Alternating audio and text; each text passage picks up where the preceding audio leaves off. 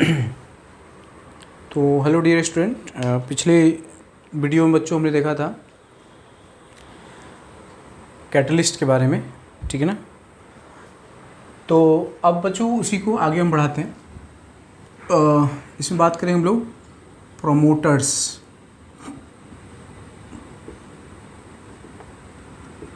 Promoters का मतलब क्या होता है? सिंपली जो प्रमोट करता है, ठीक है ना। तो यहाँ पे प्रमोटर किस कॉन्टेक्स्ट में है?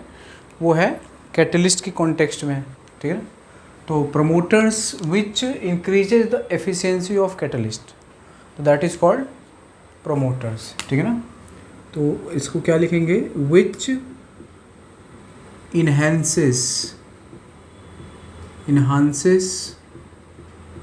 द एक्टिविटी ऑफ कैटलिस्ट, ठीक है। जैसे हैबर प्रोसेस ऑफ अमोनिया जो होता है बच्चों, इसमें ठीक है Fe जो है वो कैटलिस्ट होता है और जो मोलिब्डेनम होता है वो प्रमोटर होता है, ठीक है। तो मोलिब्डेनम जो है वो क्या है? ये प्रमोटर है जो Fe की कैटलिटिक प्रॉपर्टीज़ को इन्हांस करता है, बूस्टअप करता है, ठीक है।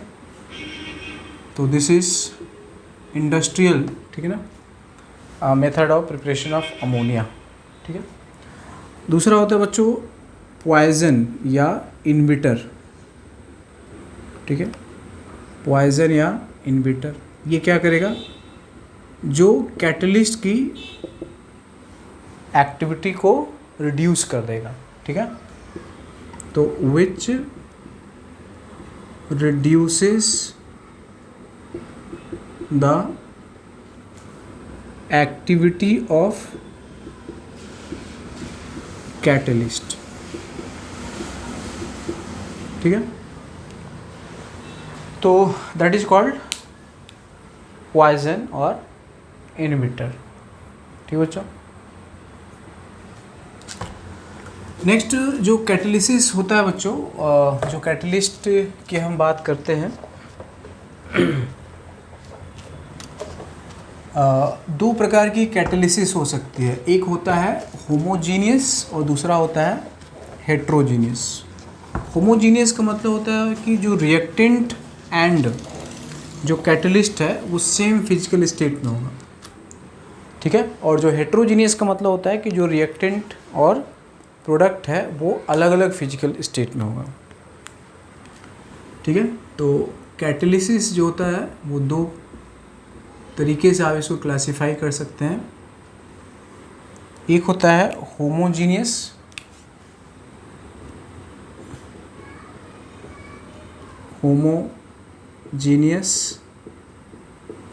और दूसरा होता है बच्चों हेट्रोजीनियस।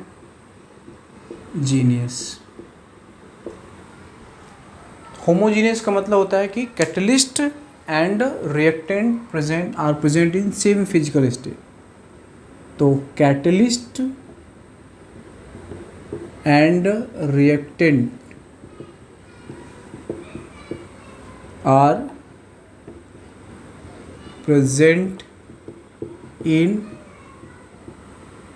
सेम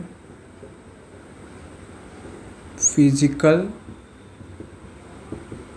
स्टेट, ठीक है। यहाँ पे क्या होगा?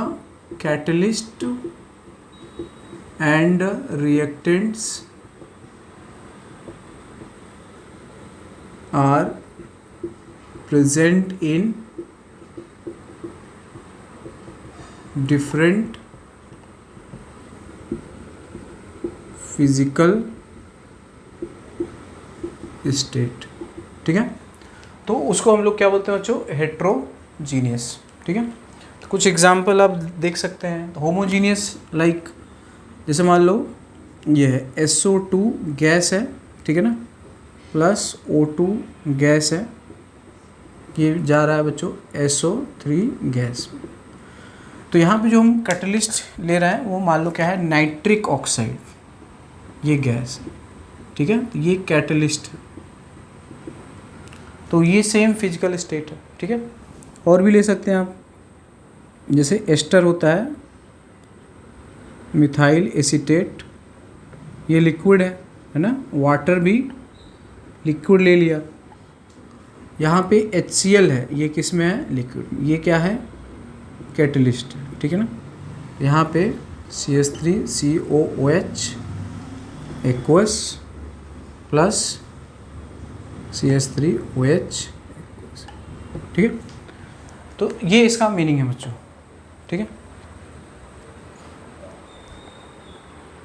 तो दिस इज कॉल्ड होमोजीनियस, कि जो रिएक्टेंट है और जो कैटलिस्ट है वो सेम फिजिकल, अगर ये गैस है तो ये भी गैस है, ये लिक्विड है तो ये भी लिक्विड है। तो अगर ऐसा होता है तो that is called homogeneous catalysis.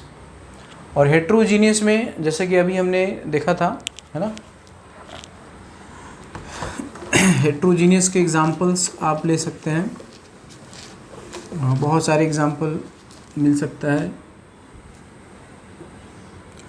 जैसे यही था, है ना, नाइट्रोजन ये गैस है, प्लस हाइड्रोजन ये गैस है, और यहाँ पे Fe क्या है बच्चों, सॉलिड है, ठीक है। ये है 2NH3। हमें सिर्फ देखना है ना रिएक्टेंट का फिजिकल स्टेट और कैटलिस्ट का, प्रोडक्ट का कुछ भी हो सकता है, ठीक है। तो होमोजीनियस हेट्रोजीनियस, आपने स्टार्टिंग में क्या लिया, तो स्टार्टिंग में आपने कैटलिस्ट ऐड किया, रिएक्टेंट ले लिया। तो अगर ये सेम फिजिकल स्टेट में है तो वो होमोजीनियस होगा, और अगर डिफरेंट होगा तो हेट्रोजीनियस होगा। सेम यही अगर है 2SO2 प्लस O2 गैस, और यहाँ पे हमने प्लैटिनम गेज ले लिया, ठीक है ना, तो ये जो है बच्चों ये सॉलिड है, ठीक है। तो ये कॉन्टैक्ट प्रोसेस में इसका इस्तेमाल करें। सेम यहाँ पे NH3 प्लस O2 अगर लेते हैं, ठीक है, और यहाँ पे नाइट्रिक ऑक्साइड प्लस वाटर, ये भी प्लैटिनम के प्रेजेंस में, ठीक है। तो 4NH3 4NO प्लस 6H2, ठीक है। तो यहाँ पे क्या हो जाएगा बच्चों, 5O2। तो अमोनिया भी गैस है, ऑक्सीजन भी गैस है, प्लैटिनम क्या है बच्चों, सॉलिड है, ठीक है। उसी तरह जैसे वेजिटेबल ऑयल होता है, ठीक है, और इसमें आप H2 ऐड करते हैं इन प्रेजेंस ऑफ निकल, यहाँ पे क्या बनता है, घी का फॉर्मेशन होता है, ठीक है ना, वेजिटेबल घी, ठीक है। तो ये जो होता है ये भी हेट्रोजीनियस का क्या है बच्चों, एग्जाम्पल, ठीक है। तो इसमें बच्चों सिर्फ और सिर्फ आपका जो डेफिनेशन पार्ट है वो क्लियर होना चाहिए।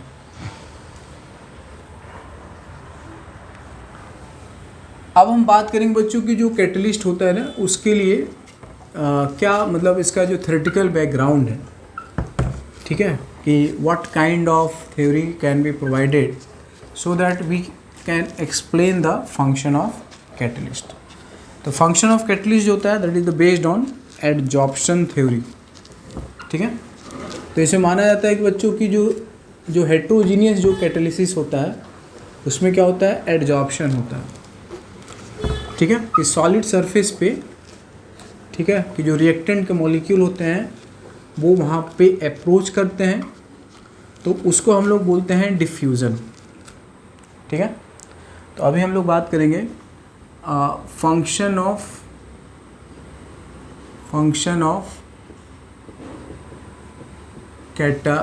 हेट्रोजीनियस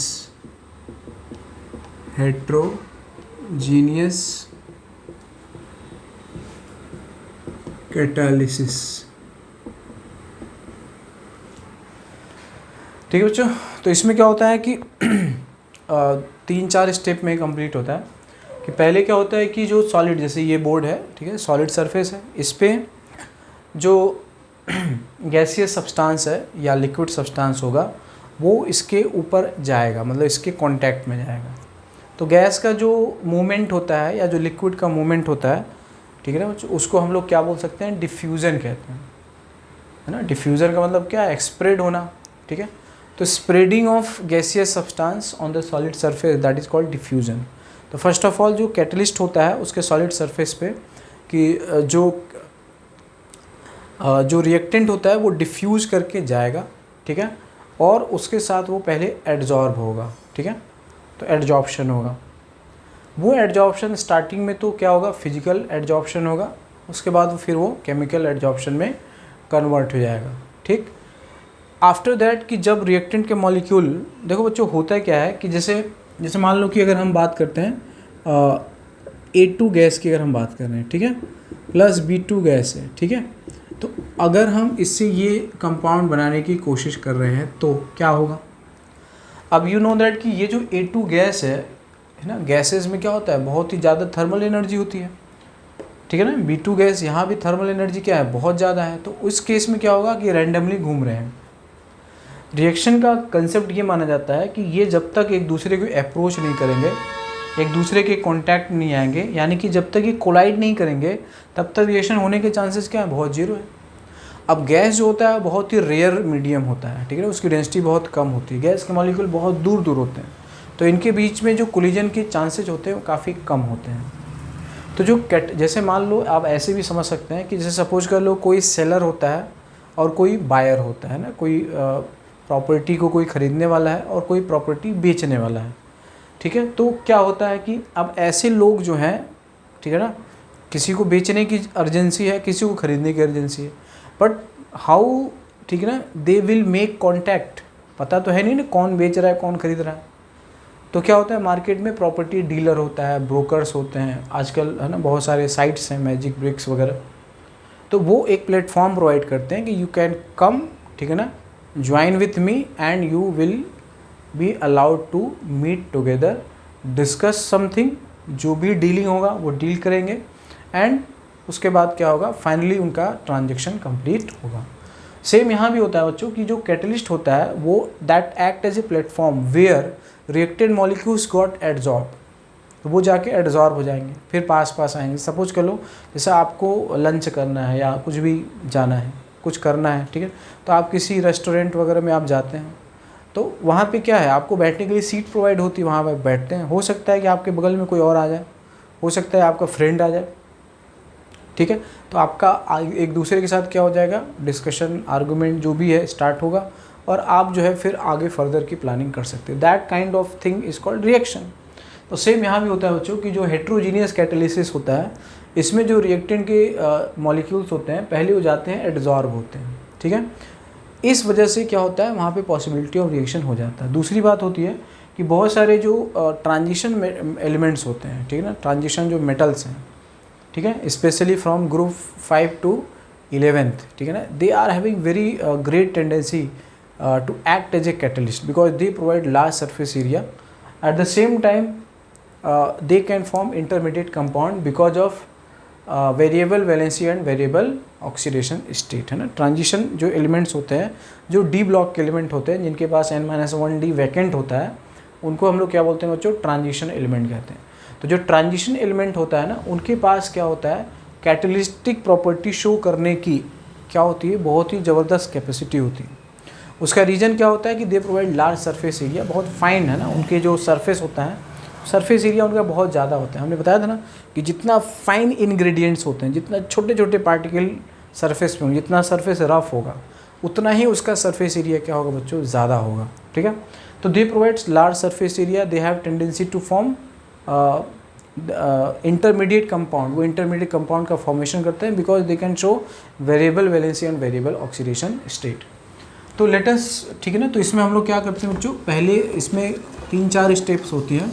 तो पहला क्या होता है कि जैसे ये है ना, ये हम बुक का ही बना रहे हैं सो दैट कि आप इसको समझ पाएँ। तो यहाँ पे ठीक है, हम मान लेते हैं कि ये जो है, ये क्या है बच्चों, ये क्या है, ये कैटलिस्ट है, राइट,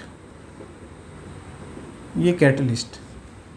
तो बताया था कैटलिस्ट का जो सरफेस होता है, यहाँ पे वैलेंसी क्या होती है, फ्री होती है, ठीक है।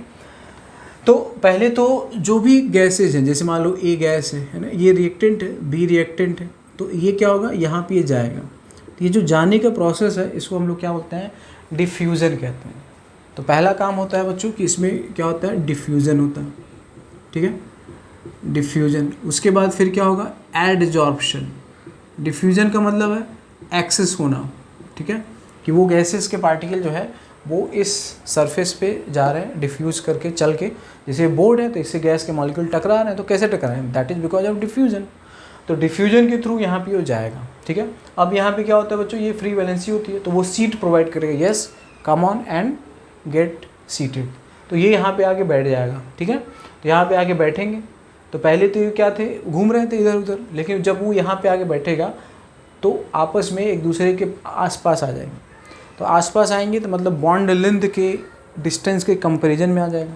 पहले ये क्या थी, बहुत दूर दूर थे, तो इनके बीच की दूरी बहुत ज़्यादा थी, है ना, तो इस वजह से इनके बीच में जो बॉन्ड का फॉर्मेशन है बहुत ही कम चांसेस है। लेकिन जब वो यहाँ पे बैठ जाएगा, क्योंकि यहाँ का जो बॉन्ड की लेंथ है वो तो इसी बॉन्ड की लेंथ की ऑर्डर की होगी, तो यहाँ पे जो प्रोबेबिलिटी ऑफ कोलिजन होगा बच्चों वो काफ़ी ज़्यादा क्या हो जाएगा, बढ़ जाएगा। तो एडजॉर्प्शन होगा, उसके बाद फिर क्या होगा बच्चों, रिएक्शन होगा, ठीक है, रिएक्शन होगा। ये एडजॉर्प्शन जो होता है यू कैन से दैट कि पहले जो होगा ये फीजी जॉर्प्शन होगा, और उसके बाद हो सकता है फीजी जॉर्प्शन से रिएक्शन हो जाए, and might it can convert to chemisorption. अच्छा, अब ये जो फीजी जॉर्प्शन से जो केमी जॉर्प्शन या फीजी जॉर्प्शन जो भी रहेगा, ठीक है ना, तो इसमें बताया था कि जो भी एडजॉर्प्शन होता है उसमें क्या होता है, एनर्जी रिलीज होता है। तो वो जो एनर्जी रिलीज होगा ना वो फर्दर रिएक्शन को क्या करेगा, और मोमेंटम प्रोवाइड कर देगा, ठीक है, तो वो रिएक्शन को और ज़्यादा फैसिलिटेट करेगा। तो रिएक्शन होगा, उसके बाद फिर जो अगला स्टेप होगा वो क्या होगा बच्चों, डीजॉर्प्शन होगा, ठीक है ना। किसका डीजॉर्प्शन होगा, प्रोडक्ट का, ठीक है ना, जो प्रोडक्ट बना अब वो वहाँ से चला जाए, ठीक है ना, कि ये लोग रेस्टोरेंट में मीटिंग किए, है ना, गए, कुछ लोग को मीटिंग करना होता है, ठीक है, तो किसी होटल वगैरह में जाते हैं, मीटिंग करते हैं, ठीक है, तो होटल के साथ गए, वो एडजॉर्ब हो गए, दे आर सीटेड, है ना, वहाँ पे जो रिसेप्शन पे गए, है ना, तो उनको एक सीट प्रोवाइड किया गया, बैठे, उसके बाद उन्होंने, ठीक है ना, वहाँ से कुछ चीज़ें मंगाई, ठीक है ना, लंच डिनर कुछ किया, उसके बाद वो डिस्कशन करके, ठीक है ना, उसके बाद वो अपने घर चले जाते हैं। तो सेम यहाँ भी होगा कि डीजॉर्प्शन होगा, तो यहाँ पे जो प्रोडक्ट होगा वो यहाँ से निकल जाएगा। उसके बाद फिर डीजॉर्प्शन होगा, उसके बाद फिर क्या हो जाएगा, फिर से डिफ्यूज़न ऑफ प्रोडक्ट हो जाएगा, ठीक है। फिर क्या होगा बच्चों, डिफ्यूज़न ऑफ प्रोडक्ट। तो in this way this process occurs, ठीक है। तो these are the 5 states in which catalyst plays a very important role for, ठीक है ना, accelerating the rate of reaction, ठीक है। तो जस्ट मैं इसको डायग्राम वाइज आपको बता दे रहा हूँ कि व्हाट हैपेंस। तो पहला जो स्टेप है बच्चों वही है डिफ्यूज़न होता है। तो डिफ्यूज़न ऑफ रिएक्टेंट होगा, रिएक्टेंट डिफ्यूज़ करके जाएगा वहाँ पे, ठीक है।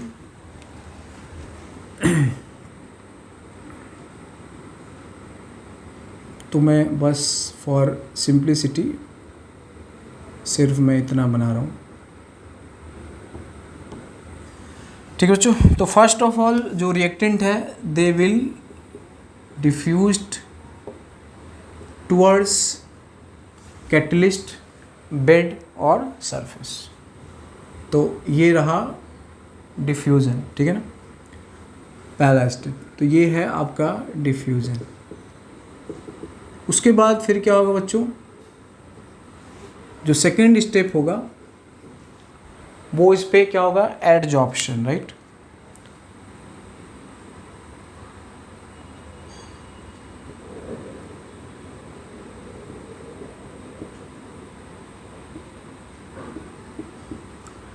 ठीक है। तो अगला जो स्टेप है बच्चों, ये जो ए गैस है ये एडजॉर्ब होगा और बी गैस जो है वो एडजॉर्ब होगा। जस्ट एक स्कीमेटिक डायग्राम है। तो ये वाला जो स्टेप है वो क्या है बच्चों, एडजॉर्प्शन, क्लियर। एंड उसके बाद ये जो है ना, यहाँ से यहाँ ये कनेक्टेड है। अब इनके बीच में क्या होगा बच्चों, बॉन्ड बनेगा ये, ठीक है ना। अब ये आसपास है, बिल्कुल नियर बाई है, ठीक है। तो ये क्या हो गया, नियर बाई प्लेस, ठीक है। तो आफ्टर दैट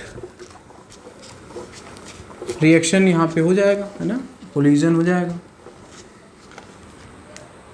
तो अगला जो स्टेप है, थर्ड स्टेप, वो क्या होगा, रिएक्शन होगा। तो रिएक्शन में क्या हो बच्चों, ए और बी के बीच में बॉन्ड का फॉर्मेशन हो जाएगा।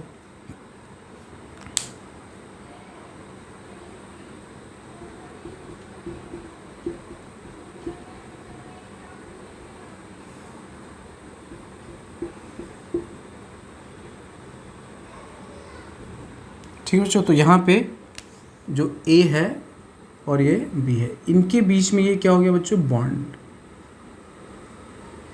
दोनों साइड से बॉन्ड है ना, कैटलिस्ट बेड के साथ भी बॉन्ड है और आपस में भी बॉन्ड है। ठीक है, ये तो यहाँ पे बॉन्ड फॉर्मेशन हो गया। ठीक है, बॉन्ड फॉर्मेशन बिटवीन रिएक्टेंट। ठीक है बच्चों, उसके बाद फिर क्या होगा कि यहाँ से डीजॉर्प्शन होगा। ठीक है, तो अगला जो है वो है डीजॉर्प्शन ऑफ प्रोडक्ट। ठीक है बच्चों, तो डीजॉर्प्शन ऑफ प्रोडक्ट में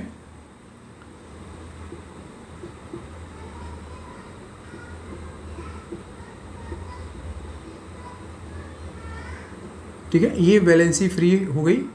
अब ये जो है ए बी, ये ठीक है, या मैं इसको मैं ए बी लिख देता हूँ।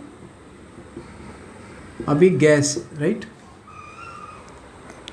तो ये डिसॉल्व हो गया, मतलब separation of product molecule from the surface. ठीक है, तो उसके बाद फिर क्या होगा बच्चों, अगेन डिफ्यूजन हो जाएगा, डिफ्यूजन ऑफ प्रोडक्ट। ठीक है, तो अगेन दिस सीट है ना, कि होटल से आपने डिनर करके निकल गए। ठीक है, तो वो जो सीट पे आप बैठे थे, that seat will be again, ठीक है, इवैक्यूएटेड। अब कोई और उस पर आके लंच या डिनर करेगा। ठीक है, तो दीज आर द स्टेप्स, ठीक है ना, which is suppose to occur in the process of catalytic function of, ठीक है ना, कैटलिस्ट। क्लियर, यही है कि पहले डिफ्यूजन ऑफ रिएक्टेंट होगा, उसके बाद वो डिफ्यूजन का मतलब होता है एक्सेस ऑफ रिएक्टेंट, ठीक है ना, to the surface of catalyst. दूसरा होगा एडजॉर्प्शन, रिएक्टेंट जो होगा सरफेस ऑफ कैटलिस्ट के साथ बॉन्ड बनाएगा। That bond may be of physisorption और मे बी ऑफ केमीजॉर्प्शन। ठीक है, और फिजीजॉर्प्शन ना कन्वर्टेड टू केमीजॉर्प्शन। ठीक, फिर उसके बाद इनके बीच में रिएक्शन होगा क्योंकि पास में आ गए। ठीक है, उसके बाद फिर क्या होगा, डीजॉर्प्शन होगा। इनका जब काम हो गया तो वो चले जाएंगे, आपने लंच कर लिया तो आप निकलो यहाँ से। ठीक, तो डीजॉर्ब, तो इसमें ये कंडीशन होती है कि जो कैटलिस्ट होता है ना, उसके अंदर जो केमीजॉर्प्शन है वो अच्छा होना चाहिए, बट इतना भी अच्छा नहीं होना चाहिए कि ये यहाँ से जाए ही ना। कि आप होटल में गए ना, आपको बहुत ही बढ़िया लगा, बहुत इंटरटेनमेंट हुआ, बहुत बढ़िया खाना मिला, तो आपका मन ही नहीं कर रहा है घर जाने का। ठीक है, तो मन नहीं करने का मतलब है कि आपके पास बहुत पैसे हैं, आप उस पर पूरा होटल को ही खरीद लो। ठीक है ना, तो वो तो नहीं होना चाहिए, अदरवाइज फिर that hotel will not be available for other people. तो सेम यहाँ भी है कि केमीजॉर्प्शन शुड बी, ठीक है ना, इनफ, सो दैट कि यहाँ पे बॉन्ड का फॉर्मेशन ठीक से हो जाए, और वो इतना भी ज़्यादा नहीं होना चाहिए कि ये यहाँ से हटे ही ना। अगर जब तक वो नहीं हटेगा तो ये कैटलिस्ट की जो सीट होगा वो क्या रहेगा, वो खाली नहीं होगा। तो ये जो लॉजिक है वो बताता है कि जो कैटलिस्ट होता है बच्चों, उसका अमाउंट या जो उसकी फिजिकल प्रॉपर्टीज़ रहेगा, दैट विल रिमेन अनअल्टर्ड, वो अनचेंज रहेगा। ठीक है, और बाकी एक छोटा अमाउंट ऑफ जो कैटलिस्ट होता है, मतलब less amount of catalyst is required to catalyse a very bulk of reactant molecule. ठीक है ना, जैसे एक टीचर, एक मोटिवेटर्स कई हज़ारों लाखों लोगों के लिए इंस्पिरेशन हो सकता है। ठीक है ना, तो कई लोगों को क्या कर सकता है, कैटलाइज कर सकता है। तो सेम यहाँ भी है, तो small amount of reactant is required to catalyse a bulk amount of reactant. ठीक है, तो इसमें बस ये आप समझ सकते हैं कि यहाँ पे इस केस में क्या है कि कैटलिस्ट, ठीक है ना, get back to initial, get back to क्या, इनिशियल फिजिकल स्टेट, और उसकी वैलेंसी फिर से जो फ्री थी फ्री होगी। तो फर्दर ये जो दिस रिएक्शन विल, है ना, माइट गो ऑन। ठीक है बच्चों, तो जस्ट नोट इट डाउन।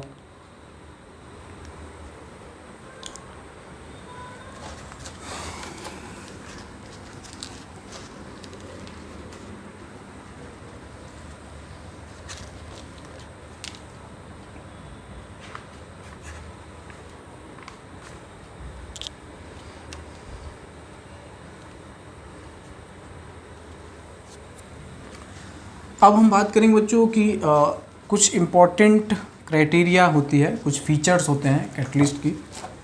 तो उसमें दो आता है, एक होता है कि रिएक्टिविटी और दूसरा होता है बच्चों सेलेक्टिविटी, ठीक है ना। तो important feature of catalyst activity, दूसरा क्या होता है सेलेक्टिविटी, है ना। तो कैटलिस्ट की जो एक्टिविटी जो अभी अभी हमने बताया कि वो एक्टिव होना चाहिए, बट इतना एक्टिव नहीं होना चाहिए कि रिएक्टेंट जो प्रोडक्ट के मॉलिक्यूल है उसके साथ परमानेंट एसोसिएशन कर पाए। डीजॉर्प्शन होना भी ज़रूरी है, ठीक है बच्चों। इसमें है features of catalyst, features of catalyst. तो पहला होता है इसमें एक्टिविटी और दूसरा होता है बच्चों सेलेक्टिविटी, है ना। तो एक्टिविटी का मतलब है कि catalyst should be enough active, ठीक है। तो इसमें क्या होना चाहिए कि activity should be high, activity should B, अगर हाई नहीं है तो बच्चों क्या कर सकते हो, प्रमोटर ऐड कर दोगे, है ना। जैसे कोई टीचर अच्छा नहीं पढ़ा रहा है तो क्या उसकी सैलरी बढ़ा दो, प्रमोट करना है आपको, ठीक है ना। तो एक्टिविटी शुड बी हाई, ठीक है। तो इसमें जो एक्टिविटी होता है, जैसे जो ट्रांजिशन एलिमेंट है ना, scandium, titanium, vanadium, chromium, manganese, iron, cobalt, निकल, कॉपर और जिंक। तो ये कौन सा ग्रुप है बच्चों, ये तो सेकेंड ग्रुप होगा ना, सॉरी थर्ड ग्रुप होगा, आफ्टर एस ब्लॉक आ रहा है, थर्ड है, ये फोर्थ ग्रुप है, ये फिफ्थ है, ठीक है, sixth, seventh, eighth, ninth, tenth and 11th। समझ बच्चों। तो यहाँ से यहाँ तक ये ध्यान रखेंगे कि यहाँ से यहाँ तक जो एक्टिविटी होती है वो काफ़ी ज़्यादा होती है। इनफैक्ट एक्टिविटी यहाँ से यहाँ इंक्रीज होता है, ठीक है। तो वेनेडियम ग्रुप का कोई भी, है ना, क्रोमियम ग्रुप का, मैग्नीज ग्रुप का, आयरन ग्रुप का, आयरन, रुथेनियम, रोहोडियम, ठीक है ना, कोबाल्ट, ठीक है, रुथेनियम, ठीक है ना, इरिडियम, निकल, palladium, platinum, copper, silver, gold, ठीक है। तो ये सब बच्चों जो होते हैं इन ग्रुप्स या ये एलिमेंट, ये कैटलिस्ट होती है। तो इनकी जो एक्टिविटी होती है वो क्या होती है, इंक्रीजेज होता है एंड हाई। ये पूछा जा सकता है बच्चों, कहाँ से कहाँ, 5th to 11th ग्रुप, ठीक है। तो activity should be high but chemisorption should be facilitated of product. इसमें याद रखेंगे डीज ऑप्शन, है ना। पहली बात है कि एक्टिविटी क्या होना चाहिए, शुड बी हाई, ठीक है, be high, but desorption of product, ठीक है ना, शुड बी क्या होना चाहिए, ईजियर, ठीक है, desorption of product should be easier. तो ये है बच्चों कि कैटलिस्ट की activity that will matter for the rate of reaction, ठीक है। और कि वो प्रोडक्ट जब बन जाए तो प्रोडक्ट का डीजॉर्प्शन क्या होना चाहिए, इजी होना चाहिए, ठीक है ना, दैट विल बी फैसिलिटेटेड, वो आराम से हो जाना चाहिए कि आपने डिनर किया, पार्टी में गए तो आप पार्टी से घर आ जाओ, रात भर रहोगे तो घर वाले आपकी धुलाई भी करेंगे, ठीक है। तो डीजॉर्प्शन होना चाहिए।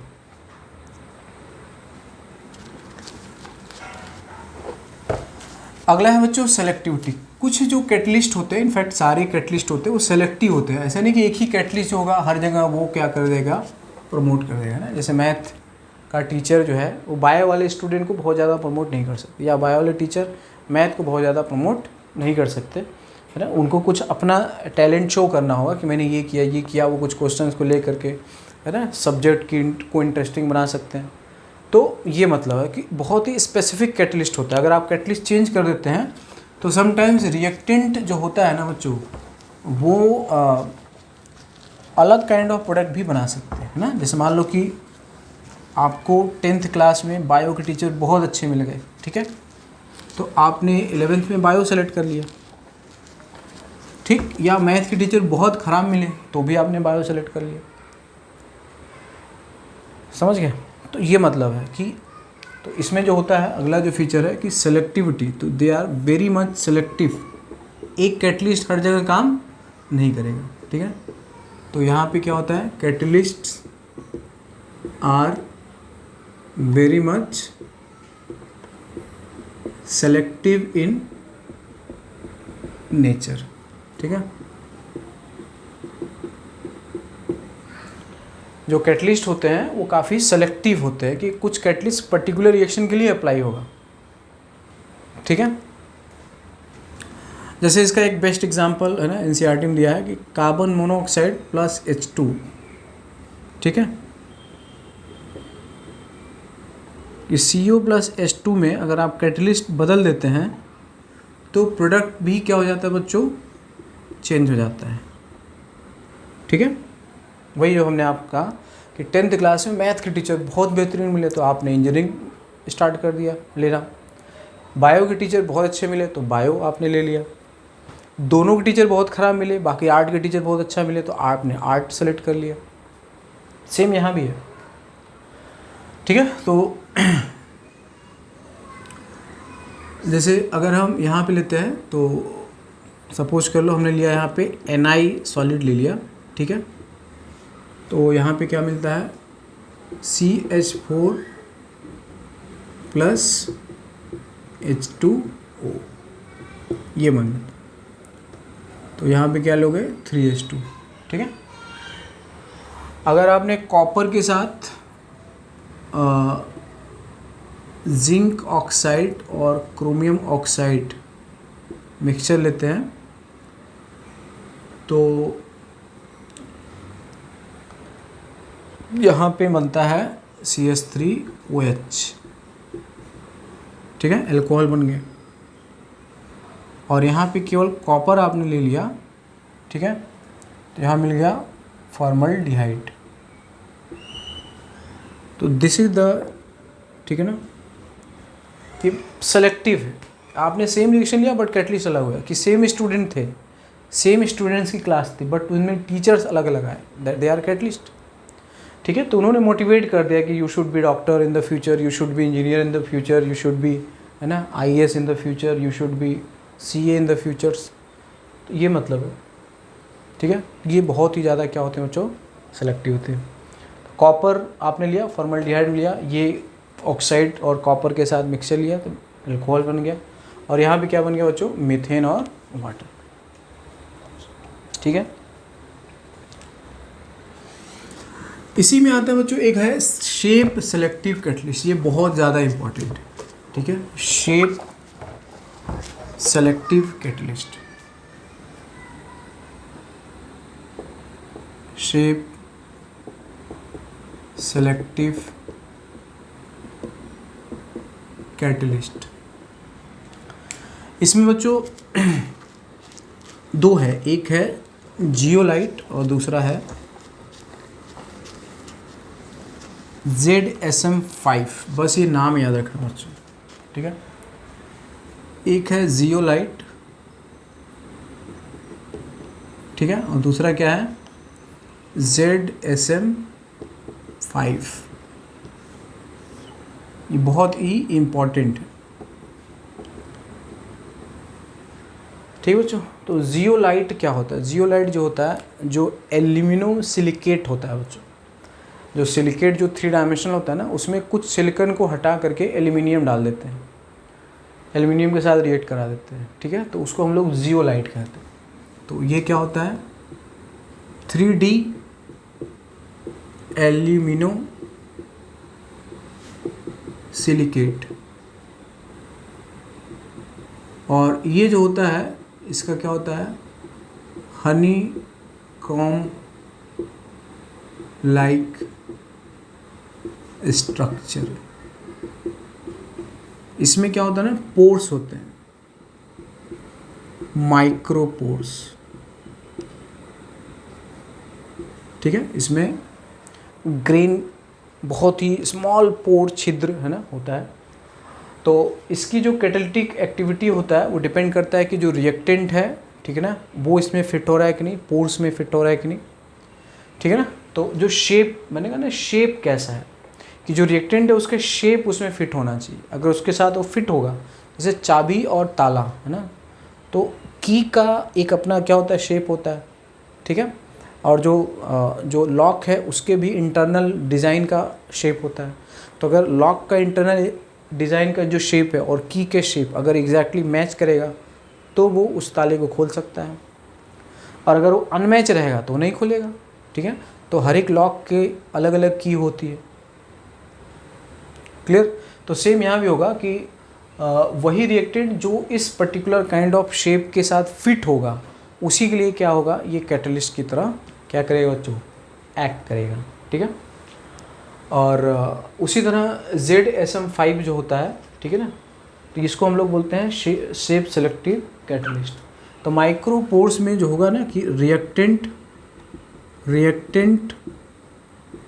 ठीक है ना, मस्ट क्या होना चाहिए, must be able to fit, ठीक है ना, इनसाइड पोर्स, ठीक है, इनसाइड पोर्स। जैसे बच्चों देखो रोपवे जो होता है ना, रोपवे, तो रोपवे में लोग बैठ के जाते हैं, ठीक है। अब जिसमें जो वैगन होता है, जो डिब्बा होता है, ठीक है ना, उसमें लोग बैठ जाते हैं, लोग बैठ के चले जाते हैं। तो ये जो रोपवे है वो आपको क्या करता है, वो आपको है ना एक वैली से दूसरे वैली या माउंटेन पे आपको ले के जाता है। मान लो उस वैगन में आपको हाथी लेके जाना है, तो है ना, तो पॉसिबल नहीं है, क्योंकि हाथी की जो शेप साइज है वो उसके अकॉर्डिंग तो फिट नहीं होगा, ठीक है। तो वो जो रोपवे का जो वैगन है that is mainly for human being, है ना, या जो छोटा भी आप अपने साथ डॉगी भी लेके जा सकते हैं, तो जो उसके साथ फिट हो सकता है। तो वही बात यहाँ की हो रही है बच्चों की, जो जियोलाइट होता है ना, इसको बोलते हैं हनी कॉम लाइक स्ट्रक्चर होता है। तो रिएक्टेंट का मॉलिक्यूल इसके साथ अगर एग्जैक्टली फिट होता है, ठीक है, तब वो क्या होगा, उसके साथ वो कैटेलाइज्ड मतलब है ना कैटलिस्ट की तरह ऐड करेगा। तो इसको हम लोग पेट्रोकेमिकल इंडस्ट्रीज़ में इसका इस्तेमाल करते हैं, ठीक है ना। कहाँ इस्तेमाल करते हैं, पेट्रोकेमिकल इंडस्ट्रीज़ में, ठीक है ना। तो जियोलाइट जो होता है यूज्ड इन, ये बस याद रखना, used in petrochemical industries, clear, petrochemical industries. तो वहाँ पे इसका क्या यूज है, यहाँ पे जो हाइड्रोकार्बन होता है, ठीक है ना, हाइड्रोकार्बन समझते हैं, ऑर्गेनिक कंपाउंड जहाँ पे कार्बन और हाइड्रोजन। तो जो हाइड्रोकार्बन है उसकी क्रैकिंग में इसका इस्तेमाल होता है, और साथ ही साथ उसका आइसोमर्स बनाने का काम आता है। तो used in petrochemical industries for the cracking and isomerisation of hydrocarbon, right. तो यूज्ड इन पेट्रोकेमिकल, ये जो मैं घेर रहा हूँ बच्चों, ये इंपॉर्टेंट है, फॉर क्या होगा, cracking and isomerisation of hydrocarbons, ठीक है। और जो ZSM5 है बच्चों, ये क्या करता है, बहुत ही इंपॉर्टेंट है, use for the preparation of gasoline that is petrol directly from alcohol, ठीक है। तो यहाँ से क्या होता है कि एल्कोहल है, एल्कोहल से क्या मिलता है, गैसोलीन दैट इज़ पेट्रोल, ठीक है। कौन यूज, बिकॉज ऑफ ZSM5। तो इसको बोलते हैं बच्चों, ये सब शेप सेलेक्टिव कैटलिस्ट है। वही जो की और लॉक वाली बात है ना, कि एक लॉक के लिए सारी कीज़, ठीक है ना, काम नहीं करेगा, जो उसके टाइप की होगा वही काम करेगा, ठीक है ना। मतलब यहाँ पे ऐसा कोई मास्टर की नहीं है कि ये कैटलिस्ट कहीं भी काम कर जाए, इट इज़ नॉट पॉसिबल, ठीक। ZSM5 दिस इज, है ना, ये स्पेशली बच्चों ये सब नीट में, बोर्ड में बहुत पूछते हैं, ध्यान रखें, मेंस में, नीट में, बोर्ड में, ठीक है ना। तो ऐसे थ्योरेटिकल पार्ट याद रखें। तो हनी कॉम लाइक स्ट्रक्चर कहाँ पे यूज हो रहा है, यहाँ पे और ये यहाँ, ठीक।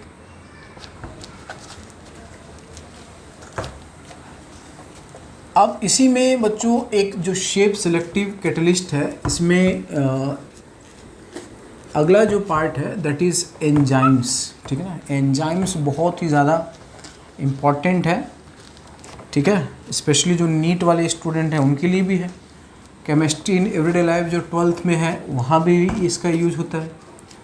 तो एंजाइम्स जो होते हैं बच्चों, ये शेप सेलेक्टिव कैटलिस्ट की ही कैटेगरी में आते हैं, ठीक है ना। एंजाइम्स क्या होते हैं, बायो कैटलिस्ट होते हैं, ठीक है। तो शेप सेलेक्टिव जो कैटलिस्ट होता है इसमें आता है ना। तो another well known example of shape selective catalyst is enzyme, ठीक है बच्चों। तो एंजाइम जो होता है ये क्या है, पहले हम लोग इसको शॉर्ट में समझते हैं।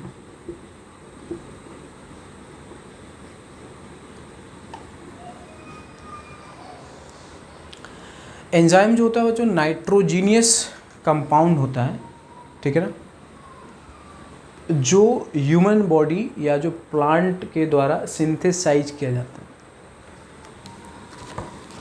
या फिर इसको बोलते हैं कि ये प्रोटीन है।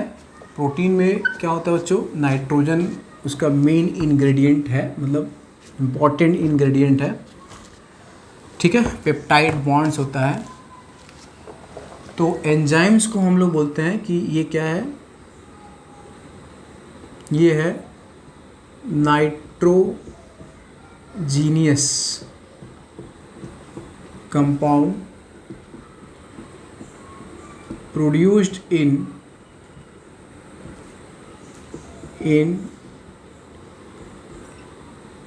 animal body or in plant, ठीक है। या फिर इसको बोलते हैं protein of high molecular weight. तो ये जो होता है बच्चों हाईली एफिशिएंट होता है, हाईली एफिशिएंट,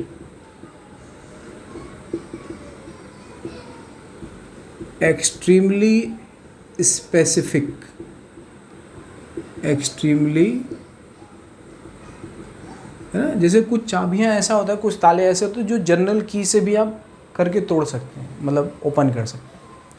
बट जो बैंक का लॉकर होगा या फिर कोई तिजोरी होगा, है ना, तो आप समझ सकते हैं कि बहुत ही डिफ़िकल्ट होता है।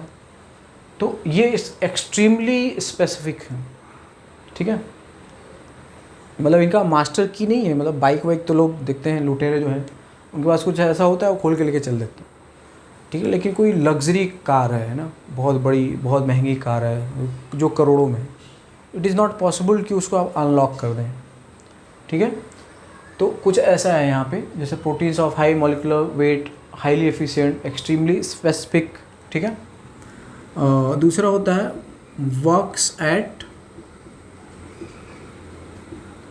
Optimum temperature and pH. ये बहुत इंपॉर्टेंट है, आप याद रखेंगे। तो जनरली जो एंजाइम्स होते हैं बच्चों वो कहाँ होते हैं, हमारी अगर बॉडी में अगर कोई एंजाइम होगा तो रूम टेम्परेचर यानी कि 25 डिग्री सेल्सियस टू 35, ठीक है। तो ये जो होता है 298 से 310 केल्विन तक, ये जो ऑप्टिमम टेम्परेचर। और बॉडी का जो पीएच होता है ना, जनरली 5 to 7.3, ठीक है। तो इसके बीच में जो एंजाइम होता है ना उसकी एफिशिएंसी काफ़ी अच्छी होती है, मतलब एक उसके लिए अच्छा इन्वायरमेंट जो कंसीवेबल होना चाहिए, ठीक है ना, वो होना चाहिए, ठीक है बच्चों। तो ये जो होता है इसको हम लोग क्या बोलते हैं, एंजाइम्स कहते हैं, ठीक है। तो बहुत प्रकार के एंजाइम्स होते हैं, ये हाईली स्पेसिफिक होता है। और जैसे हमने कहा ना कि शेप सेलेक्टिव है। जैसे मान लो कि एक एंजाइम हमने ऐसे बनाया, ठीक है ना, जस्ट, है ना, फॉर योर, जैसे ऐसे होता है। तो मान लो आपने एक ऐसा एंजाइम जैसे ये हमने बना दिया, ठीक है। और जिस पे इसको ऐड करना है, ठीक है, जिस पे इसको, जैसे मान लो हम Fe बना लेते हैं, ठीक है, सपोज कर लो कि ये जो है एक हमारा एंजाइम है, ठीक है, और ये जो है एक सबस्ट्रेट है, ठीक है, ये जो है एक सबस्ट्रेट है।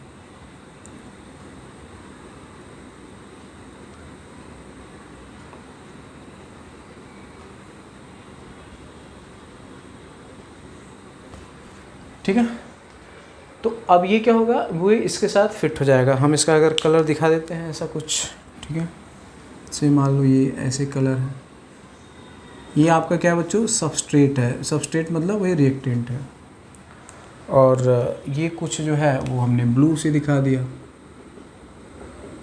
ठीक है। तो ये एंजाइम है और इसको क्या बोलते हैं, सबस्ट्रेट बोलते हैं। अच्छा, एंजाइम में एक और बात होती है बच्चों कि वेरी स्मॉल एंजाइम, मतलब एंजाइम जो होता है एक मॉलिक्यूल जो होगा वो मिलियंस ऑफ मॉलिक्यूल को